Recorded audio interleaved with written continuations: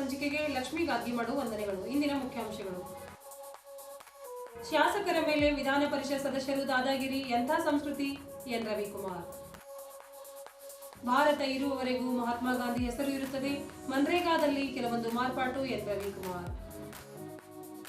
ಹಾಗೂ ಸುಕ್ಷೇತ್ರ ಕೂಡಲ ಸಂಗಮ ಜನವರಿ 12ರಿಂದ ಶರಣಮೇಳ, ಹೆಚ್ಚಿನ ಸಂಖ್ಯೆಯಲ್ಲಿ ಭಾಗವಹಿಸಲು ಬಸವ ಭಕ್ತರಲ್ಲಿ ಮನವಿ. ಬಸವರಾಜ್ ಬುಳ್ಳ.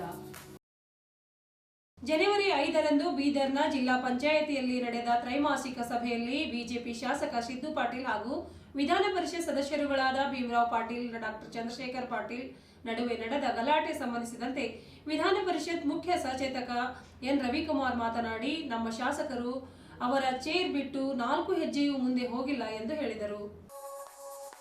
ಗುರುವಾರ ನಡೆಸಿರುವ ಸುದ್ದಿಗೋಷ್ಠಿಯಲ್ಲಿ ವಿಧಾನ ಪರಿಷತ್ ಮುಖ್ಯ ಸಚೇತಕ ಎನ್ ರವಿಕುಮಾರ್ ಮಾತನಾಡಿದ ಅವರು, ವಿಧಾನ ಪರಿಷತ್ ಸದಸ್ಯ ಭೀಮರಾವ್ ಪಾಟೀಲ್ ಎಲ್ಲೋ ಇದ್ದವರು ಎಲ್ಲಿಗೆ ಬಂದ್ರು ಎಂದರು. ನಮ್ಮ ಎಂಎಲ್ಎ ಸಿದ್ದು ಪಾಟೀಲ್ ಬಳಿ ಬಂದ್ರು, ಇದೆಂಥ ಸಂಸ್ಕೃತಿ ಎಂದು ಪ್ರಶ್ನಿಸಿದರು. ಒಬ್ಬ ಶಾಸಕನ ಮೇಲೆ ಏರಿ ಹೋಗುವುದು, ಧಾವಿಸಿ ಬರುವುದು ಎಂಥ ಸಂಸ್ಕೃತಿ ಎಂದರು. ಸಚಿವರ ಮುಂದೆ ಒಬ್ಬ ಶಾಸಕರ ಹಲ್ಲೆ ಯತ್ನ ನಡೆಯುತ್ತೆ, ಸಚಿವರು ಏನು ಅಂತಾರೆ ಎಂದು ಹೇಳಿದರು. ಜಿಲ್ಲಾಡಳಿತ ವಿಫಲ, ರಾಜ್ಯದ ಆಡಳಿತ ವಿಫಲವಾಗಿದೆ ಎಂದು ಆರೋಪಿಸಿದರು. ಬಳ್ಳಾರಿಯಲ್ಲಿ ನಮ್ಮ ಶಾಸಕರ ಮನೆ ಮೇಲೆ ಗುಂಡು ಹಾರಿಸಿರುತ್ತಾರೆ, ಇನ್ನೊಂದು ಕಡೆ ನಮ್ಮ ಶಾಸಕರ ಬಳಿ ಬಂದು ದಾದಾಗಿರಿ ಮಾಡ್ತಾರೆ, ಮತ್ತೊಂದೆಡೆ ಮಹಿಳೆಯರನ್ನು ವಿವಸ್ತ್ರಗೊಳಿಸಿ ಹಲ್ಲೆ ಮಾಡ್ತಾರೆ ಎಂದು ಸರ್ಕಾರದ ವಿರುದ್ಧ ಕಿಡಿಕಾರಿದರು. ರಾಜ್ಯದಲ್ಲಿ ಎಷ್ಟು ಜನರ ಪೊಲೀಸರ ಸಸ್ಪೆಂಡ್ ನಡೆಯುತ್ತಿದೆ ಎಂದು ಸರ್ಕಾರಕ್ಕೆ ರವಿಕುಮಾರ್ ಪ್ರಶ್ನಿಸಿದರು. ನಮ್ಮ ಶಾಸಕರು ಅವ್ರ ಚೇರ್ ಬಿಟ್ಟು 4 ಹೆಜ್ಜೆ ಮುಂದೆನೆ ಬರಲಿಲ್ಲ. ನಾನು ನೋಡಿರೋದನ್ನು ಹೇಳ್ತಾ ಇದ್ದೀನಿ. ಎಲ್ಲೋ ಇದ್ದಂಥ ನಮ್ಮ MLCಗಳು ಎಲ್ಲಿಗೆ ಬಂದರು? ನಮ್ಮ MLA ಹತ್ರ ಬಂದರು. What is this culture? ಒಬ್ಬ ಶಾಸಕನ ಮೇಲೆ ಏರಿ ಹೋಗುವಂತಕ್ಕಂಥದ್ದು, ಸೀದಾ ಧಾವಿಸಿ ಬರ್ತಕ್ಕಂಥದ್ದು ಏನು ಕಲ್ಚರ್ ಇದು? ಒಂದು ಕಡೆ ಬಳ್ಳಾರಿಯಲ್ಲಿ ಶೂಟ್ ಮಾಡ್ತಾರೆ, ಶಾಸಕನ ಮೇಲೆ ಪಿಸ್ತೂಲ್ನಿಂದ ಶೂಟ್ ಮಾಡ್ತಾರೆ ನಮ್ಮ ಶಾಸಕನ ಮನೆಗೆ. ಇನ್ನೊಂದು ಕಡೆ ಎಲ್ಲೋ ಕೂತ್ಕೊಂಡಿರ್ತಕ್ಕಂಥ MLC ನಮ್ಮ MLA ಸೀದಾ ಬಂದ್ಬಿಟ್ಟು ದಾದಾಗಿರಿ ಮಾಡ್ತಾರೆ. ಒಂದು ಕಡೆ ಮಹಿಳೆಯನ್ನ ವಿವಸ್ತ್ರಗೊಳಿಸುತ್ತೆ. ಕರ್ನಾಟಕ ಏನ್ ಮಾಡ್ಲಿಕ್ಕೆ ಹೊರಟಿದೆ ಈ ಸರ್ಕಾರ? ಆದ್ರಿಂದ ಸಚಿವರ ಮುಂದೆ ಸಚಿವರು ಏನಂತಾರೆ ಅದಕ್ಕೆ? ಜಿಲ್ಲಾಡಳಿತ ವಿಫಲ, ರಾಜ್ಯಾಡಳಿತ ವಿಫಲ, ಸರಿಯಾಗಿ ಬೇಸಿಕ್ ನೀಡ್ಸ್ ಅನ್ನ ಕೊಡಕ್ ತಯಾರಿಲ್ಲ. ರಾಷ್ಟ್ರಪಿತ ಮಹಾತ್ಮ ಗಾಂಧಿಯವರ ಹೆಸರು ಭಾರತ ಹಾಗೂ ಸೂರ್ಯ ಚಂದ್ರ ಇರುವವರೆಗೂ ಶಾಶ್ವತವಾಗಿ ಇರುತ್ತದೆ ಎಂದು ವಿಧಾನ ಪರಿಷತ್ ಮುಖ್ಯ ಸಚೇತಕ ಎನ್ ರವಿಕುಮಾರ್ ಸ್ಪಷ್ಟಪಡಿಸಿದರು. ಇಲ್ಲಿಯ ಪತ್ರಿಕಾ ಭವನದಲ್ಲಿ ಗುರುವಾರ ನಡೆಸಿದ ಸುದ್ದಿಗೋಷ್ಠಿಯಲ್ಲಿ ಮಾತನಾಡಿದ ಅವರು, ಮಹಾತ್ಮ ಗಾಂಧಿಯವರು ಕಂಡ ರಾಮರಾಜ್ಯದ ಕನಸು ಸಾಕಾರಗೊಳಿಸಲು ಪ್ರಧಾನಿ ನರೇಂದ್ರ ಮೋದಿಯವರು ಮಹಾತ್ಮ ಗಾಂಧಿಯವರ ಆದರ್ಶಗಳು ಅಕ್ಷರಶಃ ಅನುಷ್ಠಾನಗೊಳಿಸುವ ಉದ್ದೇಶ ಹೊಂದಿದ್ದಾರೆ ಎಂದು ಕೇಂದ್ರದಲ್ಲಿ ಕಾಂಗ್ರೆಸ್ ನಾಯಕರಿಗೆ ಹಾಗೂ ರಾಜ್ಯದಲ್ಲಿಯ ಕಾಂಗ್ರೆಸ್ ಸರ್ಕಾರಕ್ಕೆ ಎದುರೇಟು ನೀಡಿದರು. ಪ್ರಧಾನಿ ಮೋದಿ ಅವರು ಮನ್ರೇಗಾ ಯೋಜನೆಯಲ್ಲಿ ಕೆಲವೊಂದು ಮಾರ್ಪಾಟು ಮಾಡಿ ಬಿಬಿಜಿ ರಾಮ್ಜಿ ಕಾಯ್ದೆ ಎನ್ನುವುದನ್ನು ನಾಮಕರಣ ಮಾಡಿದ್ದು ವಿನಃ ಮಹಾತ್ಮ ಗಾಂಧೀಜಿಯವರ ಹೆಸರು ತೆಗೆದು ಅಪಮಾನಗೊಳಿಸಿದ್ದಾರೆ ಎಂದು ಕಾಂಗ್ರೆಸ್ನವರು ಸುಳ್ಳು ಅಪಪ್ರಚಾರ ಮಾಡುತ್ತಿದ್ದಾರೆ ಎಂದರು. ಮನ್ರೇಗಾ ಕೇವಲ ಕಾಲದ ಮೇಲೆ ಇತ್ತು, ಇದು ಪೇಪರ್ನಲ್ಲಿ ಮಾತ್ರ ಇತ್ತು ಎಂದು ದೂರಿದರು. ಈಗ 125 ದಿನ ಕೂಲಿ ಮಾಡಿದ್ದಾರೆ. ಈ ಮೊದಲು ಮನ್ರೇಗಾದಲ್ಲಿ 100 ದಿನಗಳು ಮಾತ್ರ ಆಗಿತ್ತು ಎಂದು ಹೇಳಿದರು. ಈ ಕಾಯ್ದೆಯಡಿ ಏನು ಕೆಲಸ ಮಾಡಬೇಕು ಎನ್ನುವ ವಿಷಯವೂ ಕೂಡ ಮಾರ್ಪಾಟು ಆಗಿದೆ ಎಂದು ತಿಳಿಸಿದರು. ಗ್ರಾಮೀಣ ಭಾಗದಲ್ಲಿಯ ಜನರಿಗೆ ಉದ್ಯೋಗ ಒದಗಿಸಿ ಅವರನ್ನು ಆರ್ಥಿಕವಾಗಿ ಅಭಿವೃದ್ಧಿಯಾಗುವ ಜೊತೆ ಪರಾವಲಂಬಿಗಳಾಗದೆ ಸ್ವಾವಲಂಬಿಗಳಾಗಿ ಗೌರವದಿಂದ ಬದುಕಬೇಕು ಎನ್ನುವ ಉದ್ದೇಶದಿಂದ ಕೆಲಸ ಮಾಡುವವರಿಗೆ ಆ ಕೆಲಸದಿಂದ ಅಭಿವೃದ್ಧಿ ಉಪಯೋಗವಾಗಬೇಕು ಎನ್ನುವುದೇ ವಿಬಿಜಿ ರಾಮ್ಜಿ ಕಾಯ್ದೆ ಜಾರಿಗೆ ತರಲಾಗಿದೆ ಎಂದು ಅವರು ಸ್ಪಷ್ಟಪಡಿಸಿದರು. ಈ ಯೋಜನೆ ಜಾರಿಗೊಳಿಸಿ ಭ್ರಷ್ಟಾಚಾರ ತಡೆ, ಆಸ್ತಿ ನಿರ್ಮಾಣ, ಗ್ರಾಮೀಣ ನಿಜವಾದ ಬಡವರಿಗೆ ಕೂಲಿ ಕೆಲಸ ಕೊಡಲು ಅನುಕೂಲ ಆಗುವ ಇದೊಂದು ಹೊಸ ವ್ಯವಸ್ಥೆ ತಂದಿದ್ದಾರೆ. ನರೇಗಾದಲ್ಲಿ ಯಾವುದಕ್ಕೂ ಹೊಣೆಗಾರಿಕೆ ಇರಲಿಲ್ಲ, ಇವತ್ತು ಲೆಕ್ಕ ಕೊಡಬೇಕಲ್ಲವೇ ಎಂಬುದು ಕಾಂಗ್ರೆಸ್ಸಿಗರ ಹೊಟ್ಟೆ ಉರಿ ಎಂದು ಹೇಳಿದರು. ಸುದ್ದಿಗೋಷ್ಠಿಯಲ್ಲಿ ಬಿಜೆಪಿ ಜಿಲ್ಲಾಧ್ಯಕ್ಷ ಸೋಮನಾಥ್ ಪಾಟೀಲ್, ಬಿಜೆಪಿ ರಾಜ್ಯ ಕಾರ್ಯದರ್ಶಿಗಳಾದ ಡಾಕ್ಟರ್ ಶೈಲೇಂದ್ರ ಬೆಂದಾಳೆ, ನಗರಸಭೆ ಸದಸ್ಯ ಶಶಿ ಹೊಸಳ್ಳಿ, ಬಸವರಾಜ್ ಪವಾರ್, ಶ್ರೀನಿವಾಸ್ ಚೌಧರಿ, ರಾಜ್ಕುಮಾರ ಬೀರಾದಾರ್ ಮತ್ತಿತರರಿದ್ದರು. ಗಾಂಧೀಜಿಯವರ ಬಹಳ ದೊಡ್ಡ ಕನಸು, ಎ ವೆರಿ ಇಂಪಾರ್ಟೆಂಟ್ ಡ್ರೀಮ್ ಏನಪ್ಪಾ ಅಂತ ಹೇಳಿದ್ರೆ ಭಾರತವನ್ನ ಒಂದು ರಾಮರಾಜ್ಯವನ್ನಾಗಿ ಮಾಡಬೇಕು ಅನ್ನುವಂತ ಒಂದು ಡ್ರೀಮ್ ನಮ್ಮ ಮಹಾತ್ಮ ಗಾಂಧೀಜಿಯವರದಾಗಿತ್ತು. ಅದರ ನನಸು ಮಾಡೋದಕ್ಕೋಸ್ಕರವಾಗಿ ನಮ್ಮ ದೇಶದ ಹೆಮ್ಮೆಯ ಪ್ರಧಾನಮಂತ್ರಿ ನರೇಂದ್ರ ಮೋದಿಜಿಯವರು ಕೆಲವು ಮಾರ್ಪಾಟುಗಳೊಂದಿಗೆ, ಐ ಆಮ್ ರಿಪೀಟಿಂಗ್, ಕೆಲವು ಮಾರ್ಪಾಟುಗಳೊಂದಿಗೆ ಒಂದು ಬಿಲ್ ಅನ್ನ ತೆಗೆದುಕೊಂಡು ಬಂದಿದ್ದಾರೆ. ಅದೇನಪ್ಪಾ ಅಂತ ಹೇಳಿದ್ರೆ ವಿಬಿಜಿ ರಾಮ್ಜಿ. ವಿಬಿಜಿ ರಾಮ್ಜಿ ಅಂತಂದ್ರೆ ಲಾಂಗ್ ಫಾರಂ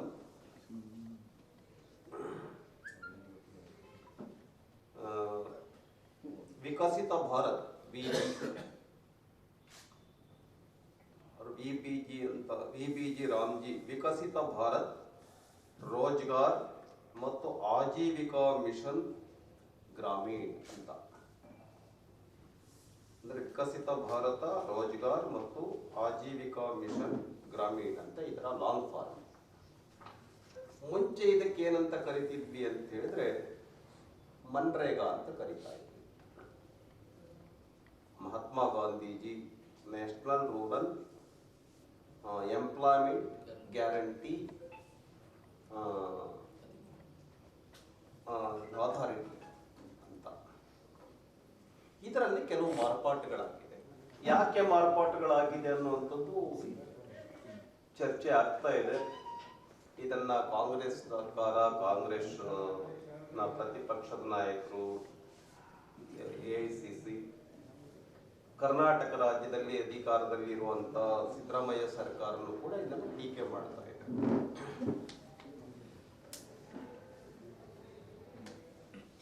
ಏನ್ ಮಾರ್ಪಾಟುಗಳಾಗಿದೆ ಅನ್ನುವಂಥ ವಿಷಯಗಳನ್ನ ನಾನು ಗಮನಕ್ಕೆ ತರೋದಕ್ಕೆ ಬಯಸ್ತೇನೆ. ಕಾಂಗ್ರೆಸ್ನವ್ರು ಏನ್ ಹೇಳ್ತಾ ಇದ್ದಾರೆ, ಮಹಾತ್ಮ ಗಾಂಧೀಜಿಯವರ ಹೆಸರನ್ನ ತೆಗೆದುಹಾಕೋದಕ್ಕೋಸ್ಕರ ಇದನ್ನ ಮಾಡ್ತಾ ಇದ್ದಾರೆ ಅಂತ ಹೇಳಿದ್ದಾರೆ. ನೋ, ಭಾರತ ಇರೋವರೆಗೂ ಮಹಾತ್ಮ ಗಾಂಧೀಜಿ ಹೆಸರಿರುತ್ತೆ. ಸೂರ್ಯ ಚಂದ್ರ ಇರೋವರೆಗೂ ಕೂಡ ಮಹಾತ್ಮ ಗಾಂಧೀಜಿಯವರ ಹೆಸರು ಇರುತ್ತೆ ನಮ್ಮ ದೇಶದಲ್ಲಿ.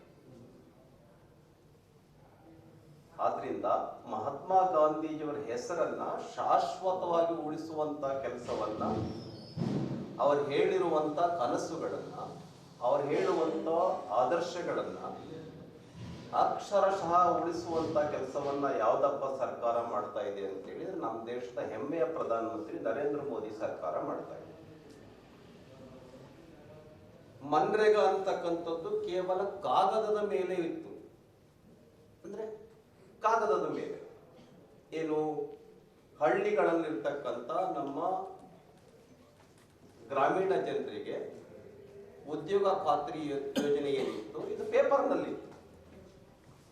ಇದನ್ನ ಅಕ್ಷರಶಃ ಗ್ರಾಮೀಣದ ವಿಕಾಸಕ್ಕಾಗಿ, ಗ್ರಾಮೋತ್ಥಾನಕ್ಕಾಗಿ ಕೆಲವು ಅಮೆಂಡ್ಮೆಂಟ್ಸ್ ಮಾಡಿದ್ದಾರೆ ಬಿಲ್ನಲ್ಲಿ.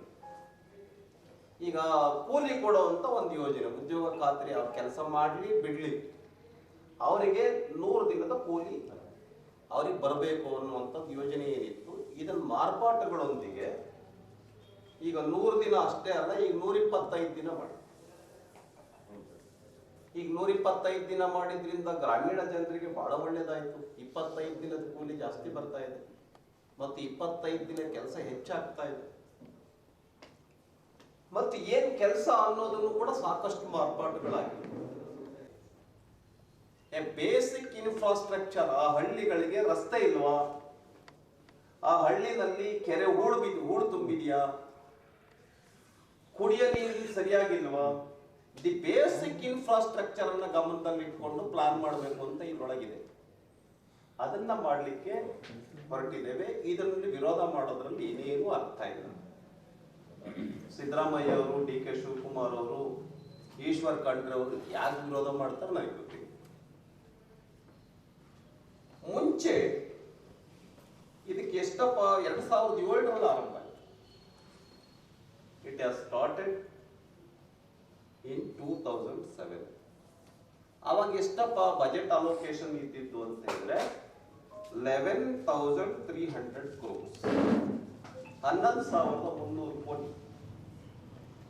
ಈಗ ಎಷ್ಟಿದೆ ಅಂತಂದ್ರೆ 86,000 ಕೋಟಿ. ನರೇಂದ್ರ ಮೋದಿಜಿಯವರು ಆದರ್ಶ ರಾಮರಾಜ್ಯದ ಕಲ್ಪನೆಯನ್ನ ಇಟ್ಕೊಂಡು 47 ಅನ್ನ ಗಮನದಲ್ಲಿ ಇಟ್ಕೊಂಡು ಈಗ ಬಜೆಟ್ ಅಲ್ಲಿ ಇದು ಮಾಡಿರ್ತಕ್ಕಂಥದ್ದು 86,000 ಕೋಟಿ. ಯಾಕೆ ವಿರೋಧ ಮಾಡಬೇಕು? 11,300 ಕೋಟಿಯಲ್ಲಿ ಈಗ 86,000 ಕೋಟಿಯಲ್ಲಿ. ಈ ಮುಂಚೆ ಗ್ರಾಮ ಪಂಚಾಯತ್ಗೆ 6-7 ಲಕ್ಷ ಅಥವಾ ಹೆಚ್ಚು ಅಂದ್ರೆ 8-10 ಲಕ್ಷ ಬರ್ತಿದ್ದೇವೆ. ಈಗ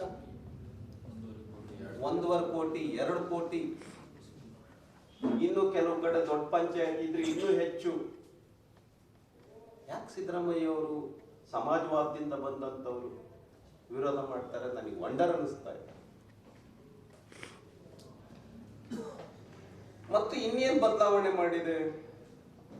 ಪಾವತಿಯಲ್ಲಿ ಸತತವಾಗಿ ವಿಳಂಬ ಆಗ್ತಾ ಇದೆ. 1 ತಿಂಗಳಾದರೂ ಕೂಡ ಅವರಿಗೆ ಬರ್ತಿರ್ಲಿಲ್ಲ 100 ದಿನದ ಕೂಲಿ. ಈಗ ಅದಿಲ್ಲ, 1 ವಾರಕ್ಕೆ 15 ದಿನಕ್ಕೂ ಕೂಡ ಅವ್ರು ತಗೊಂಬೋದಿಲ್ಲ. ಡಿಲೇ ಅನ್ನೋದೇ ಇಲ್ಲ, ಡಿಲೇ ಆಗೋಂಗೆ ಇಲ್ಲ. ಆ ತರದ ಒಂದು ಪಕ್ಕಾ ಪ್ಲಾನ್ ಅನ್ನ ಇದರೊಳಗೆ ಮಾಡಿದೆ. ಇನ್ನು ಈ ಕೃಷಿ ಪ್ರಧಾನವಾಗಿರ್ತಕ್ಕಂಥ ನಮ್ಮ ದೇಶದಲ್ಲಿ ಮಳೆಗಾಲದಲ್ಲೂ ಕೂಡ ಇದಿತ್ತು. ಈಗ ಅದನ್ನೇನ್ ಮಾಡಿಬಿಟ್ಟಿದೆ, ವಿರಾಮ ಕಾಲ ಅಂತ ಮಾಡಿಬಿಟ್ಟಿದೆ. ಬಿತ್ತನೆ ಸಮಯದಲ್ಲಿ ಕೃಷಿ ಚಟುವಟಿಕೆಗಳು ನಡೀತಾ ಇರ್ತಕ್ಕಂಥ ಸಂದರ್ಭದಲ್ಲಿ 60 ದಿನ ರಜೆ ಅಂತ ಮಾಡಿದೆ, ವಿರಾಮ ಕಾಲ ಅಂತ ಮಾಡಿದೆ. ಅವಾಗ ಅವ್ರವ್ರ ಹೊಲಗಳಲ್ಲಿ ಅವರು ಕೆಲಸ ಮಾಡ್ಕೊಳ್ಬಹುದು. ಅವಾಗ ಎಲ್ಲರೂ ಬ್ಯುಸಿನೇ ಇರ್ತಾರೆ, ಎಲ್ಲ ಕೆಲಸದಲ್ಲೇ ತೊಡಗಿರ್ತಾರೆ. ಆ 60 ದಿನ ಬಿಟ್ಟು ಇನ್ನು 125 ದಿನ ನಾವು ಮಾಡಿದ್ದೇವೆ. ಮುಂಚೆ ನಕಲಿ ಕಾರ್ಡ್ಗಳ ಹಾವಳಿ ತುಂಬಾ ಜಾಸ್ತಿ ಇತ್ತು. ನಕಲಿ ಕಾರ್ಡ್ ಸುಕ್ಷೇತ್ರ ಕೂಡಲ ಸಂಗಮದಲ್ಲಿ ಜನವರಿ 12, 13 ಹಾಗೂ 14ರಂದು 3 ದಿನಗಳ ಕಾಲ 39ನೇ ಶರಣಮೇಳ ನಡೆಯಲಿದೆ ಎಂದು ಶರಣಮೇಳ ಉತ್ಸವ ಸಮಿತಿ ಗೌರವಾಧ್ಯಕ್ಷರಾದ ಬಸವರಾಜ್ ಬುಳ್ಳಸ್ ತಿಳಿಸಿದರು. ನಗರದ ಪತ್ರಿಕಾ ಭವನದಲ್ಲಿ ಗುರುವಾರ ನಡೆಸಿದ ಸುದ್ದಿಗೋಷ್ಠಿಯಲ್ಲಿ ಅವರು ಮಾತನಾಡಿ, ಜನವರಿ 12ರಿಂದ ನಡೆಯಲಿರುವ ಶರಣಮೇಳ ಉದ್ಘಾಟನೆ ಮಹಾರಾಷ್ಟ್ರದ ಮಾಜಿ ಮುಖ್ಯಮಂತ್ರಿ ಸುಶೀಲ್ ಕುಮಾರ್ ಶಿಂದೆ ನೆರವೇರಿಸುವರು. ಅಬಕಾರಿ ಸಚಿವರೂ ಆದ ಬಾಗಲಕೋಟೆ ಜಿಲ್ಲಾ ಉಸ್ತುವಾರಿ ಸಚಿವ ಆರ್.ಬಿ. ತಿಮ್ಮಾಪುರ್ ಧ್ವಜಾರೋಹಣ ಮಾಡುವರು ಎಂದು ತಿಳಿಸಿದರು. ಕೂಡಲ ಸಂಗಮ ಬಸವ ಧರ್ಮಪೀಠದ ಪೀಠಾಧ್ಯಕ್ಷರಾದ ಪೂಜ್ಯ ಜಗದ್ಗುರು ಮಾತಾ ಗಂಗಾದೇವಿ, ಬಸವ ಕಲ್ಯಾಣ ಅಲ್ಲಂ ಪ್ರಭು ಶೂನ್ಯ ಪೀಠದ ಪೂಜ್ಯ ಸಿದ್ದರಾಮೇಶ್ವರ ಸ್ವಾಮೀಜಿ, ಕೂಡಲ ಸಂಗಮ ಬಸವ ಧರ್ಮಪೀಠದ ಅನಿಮಿಷಾನಂದ ಸ್ವಾಮಿ, ಮಹಾರಾಷ್ಟ್ರದ ಅಲ್ಲಮಗಿರಿಯ ಅಲ್ಲಮ ಪ್ರಭು ಯೋಗ ಪೀಠದ ಪೂಜ್ಯ ಬಸವಕುಮಾರ ಸ್ವಾಮಿ ದಿವ್ಯ ಸಾನ್ನಿಧ್ಯ ವಹಿಸುವರು. ಬೃಹತ್ ಮಾಧ್ಯಮ ಕೈಗಾರಿಕೆ ಹಾಗೂ ಮೂಲಕ ಸೌಕರ್ಯ ಅಭಿವೃದ್ಧಿ ಸಚಿವ ಎಂ.ಬಿ. ಪಾಟೀಲ್, ವೀರಶೈವ ಲಿಂಗಾಯತ ಅಭಿವೃದ್ಧಿ ನಿಯೋಗದ ಅಧ್ಯಕ್ಷರೂ ಆದ ಶಾಸಕ ವಿಜಯನಂದ್ ಕಾಶಪ್ಪನೂರ್, ಬೆಂಗಳೂರಿನ ನಿವೃತ್ತ ನ್ಯಾಯಮೂರ್ತಿ ನಾಗಮೋಹನ್ ದಾಸ್, ಧಾರವಾಡದ ಸಾಹಿತಿ ಚಿಂತಕ ರಂಜಾನ್ ದರ್ಗಾ, ಲಿಂಗಾಯತ ಮಹಾಸಭಾ ಪ್ರಧಾನ ಕಾರ್ಯದರ್ಶಿ ಎಸ್.ಎಂ. ಜಮಾದಾರ್ ಮತ್ತಿತರರು ಭಾಗವಹಿಸಲಿದ್ದಾರೆ ಎಂದು ಅವರು ಮಾಹಿತಿ ನೀಡಿದರು. 3 ದಿನಗಳ ಕಾಲ ನಡೆಯುವ 39ನೇ ಶರಣಮೇಳಕ್ಕೆ ಬೀದರ್ ಜಿಲ್ಲೆಯ ಲಿಂಗಾಯತರು, ಬಸವ ಭಕ್ತರು, ಬಸವ ಅನುಯಾಯಿಗಳು ಅಧಿಕ ಸಂಖ್ಯೆಯಲ್ಲಿ ಆಗಮಿಸಿ ಯಶಸ್ವಿಗೊಳಿಸಲು ಬುಳ್ಳ ಮನವಿ ಮಾಡಿದರು. ಸಂಗಮದಲ್ಲಿ ಬಸವ ಧರ್ಮ ಪೀಠದ ವತಿಯಿಂದ ಇದಕ್ಕೆ ಶರಣಮೇಳದ ಮುಖ್ಯ ಉದ್ದೇಶ ಏನಪ್ಪ ಅಂದರೆ, ಲಿಂಗಾಯತ ಧರ್ಮದ ಸಂಸ್ಥಾಪನಾ ದಿನ ಅಂತ ಹೇಳಿ ಸುಕ್ಷೇತ್ರ ಕೂಡಲ ಸಂಗಮದಲ್ಲಿ ಪ್ರತಿ ವರ್ಷ ಸುಮಾರು 38 ವರ್ಷದಿಂದ ಮಾಡಿಕೊಂಡು ಬಂದಿದ್ದಾರೆ. ಈ ಕಾರ್ಯಕ್ರಮದಲ್ಲಿ ತಮ್ಮ ಕೊಡ್ತೀವಿ ಇನ್ವಿಟೇಷನ್ ಕಾರ್ಡ್. ಅನೇಕ ಧರ್ಮಗುರುಗಳು, ಬಸವ ಭಕ್ತರು ತಮಿಳುನಾಡಿನಿಂದ, ಕೇರಳದಿಂದ, ತೆಲಂಗಾಣದಿಂದ, ಮಹಾರಾಷ್ಟ್ರದಿಂದ ಅನೇಕ ಜನ ಬಸವ ಭಕ್ತರು ಈ ಕಾರ್ಯಕ್ರಮಕ್ಕೆ ಆಗಮಿಸ್ತಾರೆ. ವಿಶೇಷವಾಗಿ ಧರ್ಮಗುರುಗಳು ಈ ಕಾರ್ಯಕ್ರಮಕ್ಕೆ ಆಗಿಸ್ತಾ ಇದ್ದಾರೆ. ಈ ಕಾರ್ಯಕ್ರಮದ ಉದ್ಘಾಟನೆಯನ್ನು ಅಪ್ಪಟ ಬಸವ ಭಕ್ತರಾದಂತಹ ಹಿಂದಿನ ಮುಖ್ಯಮಂತ್ರಿಗಳು, ಹಿಂದಿನ ಭಾರತ ಸರ್ಕಾರದ ಗೃಹ ಮಂತ್ರಿಗಳಾದಂತಹ ಸುಶೀಲ್ ಕುಮಾರ್ ಶಿಂದೆ ಅವರು ಈ ಮೇಳದ ಶರಣ ಮೇಳದ ಉದ್ಘಾಟನೆಯನ್ನು ಮಾಡ್ತಾರೆ. ಅದೇ ರೀತಿ ಈ ಧರ್ಮಪೀಠದ ಸರ್ವೋಚ್ಚ ಅಧ್ಯಕ್ಷರಾದಂತಹ ಮಾತಾ ಗಂಗಾದೇವಿಯವರು ಸಾನ್ನಿಧ್ಯವನ್ನು ವಹಿಸ್ತಾರೆ. ಅದೇ ರೀತಿಯಾಗಿ ಅನೇಕ ಧರ್ಮಪೀಠದ ಗುರುಗಳು ಕೂಡ ಸಾನ್ನಿಧ್ಯವನ್ನು ವಹಿಸ್ತಾರೆ. ಈ ಕಾರ್ಯಕ್ರಮದಲ್ಲಿ ಮುಖ್ಯ ಅತಿಥಿಗಳಾಗಿ MB ಪಾಟೀಲ್, ಇವತ್ತಿನ ಇಂಡಸ್ಟ್ರಿ ಮಿನಿಸ್ಟರ್ ಆಗಮಿಸ್ತಾ ಇದ್ದಾರೆ. ಇನ್ನೋರ್ವ ಎಕ್ಸೈಸ್ ಮಿನಿಸ್ಟರ್ ತಿಮ್ಮಾಪುರ್, ಬಾಗಲಕೋಟ್ ಉಸ್ತುವಾರಿ ಮಂತ್ರಿಗಳು ಆಗಮಿಸ್ತಾ ಇದ್ದಾರೆ. ಆಮೇಲೆ ಜಾಮದಾರ್ ಅವರು, ಲಿಂಗಾಯತ್ ಮಹಾಸಭೆಯ ಕಾರ್ಯದರ್ಶಿ, ಮಹಾಪ್ರಧಾನ ಕಾರ್ಯದರ್ಶಿಗಳು, ಆಮೇಲೆ ನ್ಯಾಯಮೂರ್ತಿಗಳಾದ ನಾಗಮೋಹನ್ ದಾಸರು, ರಂಜಾನ್ ದರ್ಗಾ ಅವರು, ಸತ್ಯಂಪೇಟೆ ಅವರು, ಮಹಾದೇವ್ ಹೊರಟ್ಟಿ ಅವರು, ಅನೇಕ ಜನ ಈ ಕಂಪ್ಲೀಟ್ ನಿಮಗೆ ಬುಕ್ಕನ್ನು ಕೊಡ್ತಾ ಇದ್ದೀವಿ. 3 ದಿವಸಗಳವರೆಗೆ ಈ ಕಾರ್ಯಕ್ರಮ ನಡೀತಾ ಇದೆ. 12, 13, 14ನೇ ಜಾನ್ಯುವರಿ 2026 ನಡೀತಾ ಇದೆ. ಅದಕ್ಕೆ ಈ ಕಾರ್ಯಕ್ರಮ ಪತ್ರಿಕಾಗೋಷ್ಠಿ ಮಾಡತಕ್ಕಂಥ ಉದ್ದೇಶ ಅಂದರೆ ಸಂಪೂರ್ಣ ಸಾರ್ವಜನಿಕರಿಗೆ ತಮ್ಮ ಮುಖಾಂತರ ನಾವು ವಿನಂತಿಸಿಕೊಳ್ತೇವೆ, ಈ ಕಾರ್ಯಕ್ರಮಕ್ಕೆ ಬಹುಸಂಖ್ಯೆಯ ಜನ ಬರಬೇಕಂತೇಳಿ ಈ ಉದ್ದೇಶದಿಂದ ನಾವು ಮಾಡ್ತಾ ಇದ್ದೀವಿ. ಸೊ ಅದಕ್ಕೆ ಈಗ ನಮ್ಮ ಅಧ್ಯಕ್ಷರಾದಂತಹ ಸೋಮಶೇಖರ್ ಪಾಟೀಲ್ ಅವರು ಮಾತಾಡ್ತಾರೆ. ಸರ್, ಕಾರ್ಯಕ್ರಮ ಎಲ್ಲಿದೆ ಸರ್? ಬಾಗಲಕೋಟೆ ಜಿಲ್ಲೆ ಕೂಡಲ ಸಂಗಮ ಬಸವಣ್ಣನವರ ಐಕ್ಯ ಸ್ಥಳದ ಅಣ್ಣವ್ರು ಹೇಳಿದಾಗೆ ಜನವರಿ 12, 13, 14 ದಿನ 3 ದಿನ 39ನೇ ಶರಣ ಮೇಳ ಇದು 38 ಸತತ ಯಶಸ್ವಿಯಾಗಿ ನಡೀತಾ ಬಂದು ಈ 39ನೇ ಕಾಲಿಕ್ತಾ ಬಂದಿದೆ. ಇದರಲ್ಲಿ ತಮ್ಮ ಮಾಧ್ಯಮದಿಂದ ಎಲ್ಲರಿಗೂ ವಿನಂತಿ ಮಾಡ್ಕೊಳ್ಳೋದೇನಂದ್ರೆ ಈ ಸಲ ಹೆಚ್ಚಿನ ಸಂಖ್ಯೆಯಲ್ಲಿ ಜನ ಸೇರಬೇಕು, ತಾವು ಅದಕ್ಕೆ ಪ್ರಚಾರ ಕೊಡಬೇಕು. ಮತ್ತು ಈಗ ಇಲ್ಲಿಂದ ಬಸ್ಸಿನ ವ್ಯವಸ್ಥೆನೂ ಮಾಡ್ತಾ ಇದ್ದೀವಿ, ಗೌರ್ಮೆಂಟ್ ಬಸ್ ಅದನ್ನು ಬರ್ತಾ ಇದೆ, ಅದರ ಲಾಭ ಎಲ್ಲರೂ ಪಡ್ಕೋಬೇಕು. ಮತ್ತು ಅಲ್ಲಿ 3 ದಿವಸ ದಾಸೋಹ ಎಲ್ಲ ಇರುತ್ತೆ, ಬೆಳಗ್ಗೆಯಿಂದ ಸಾಯಂಕಾಲವರೆಗೆ ಎಲ್ಲರಿಗೂ ದಾಸೋಹ ಇರುತ್ತದೆ. ಮತ್ತು ಅಲ್ಲಿ ಇರೋ ವ್ಯವಸ್ಥಾನೂ ಅದ. ಅದಕ್ಕೆ ಎಲ್ಲರಲ್ಲಿ ಕೇಳ್ಕೊಳ್ಳೋದೇನಂದ್ರೆ ಹೆಚ್ಚಿನ ಸಂಖ್ಯೆಯಲ್ಲಿ ಜನರು ಬಂದು ಈ ಶರಣ ಮೇಳದ ಲಾಭ ಪಡೆಯಬೇಕಂತ ಹೇಳಿ ಕೇಳ್ಕೊತೀನಿ. ಎಲ್ಲರಿಗೂ ಶರಣ. ಇದರೊಂದಿಗೆ ನಮ್ಮ ಇಂದಿನ ವಾರ್ತಾ ಪ್ರಸಾರ ಮುಕ್ತಾಯವಾಯಿತು. ಮುಂದಿನ ವಾರ್ತೆಗಳೊಂದಿಗೆ ಮತ್ತೆ ಭೇಟಿಯಾಗೋಣ. ವಂದನೆಗಳು.